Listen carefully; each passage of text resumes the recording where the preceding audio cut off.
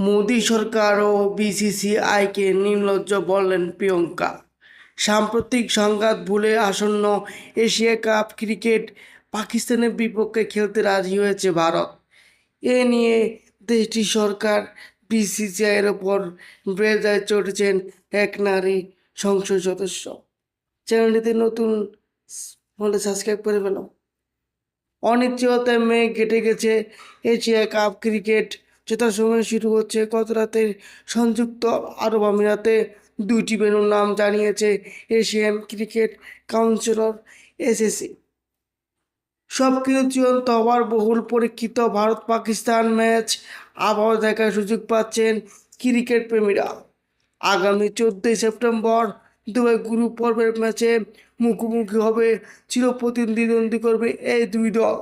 Super four উঠলে তাদের প্রত্যেকটিকে আরেকটি লড়াই করে 21 সেপ্টেম্বর এমনকি 18 সেপ্টেম্বর ফাইনাল দেখা হতে পারে তাদের।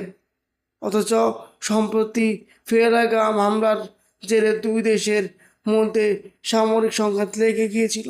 তবে ভারতের কয়েকজন সাবেক ক্রিকেটার এমনকি ক্রিকেট বোর্ডের বিআইসিসিআই পক্ষ থেকে বলা হয়, দ্বিপক্ষীয় সিরিজ তো নয়, এরা এসএসসি ও আইসিসি টুর্নামেন্ট পাকিস্তানের বিপক্ষে কখনো খেলবে না।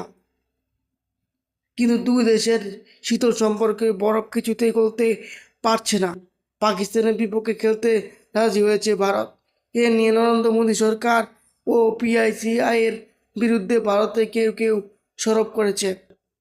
এই তালিকায় সর্বশেষের নাম প্রিয়ঙ্কা চতুর্বেদী। 45 বছর বয়সী প্রিয়ঙ্কা ভারতের রাষ্ট্রীয় ভিত্তিক রাজনৈতিক দলের শিবসেনার ইউনিপিটি নেতৃত্ব রাজ্যসভায় সদস্য।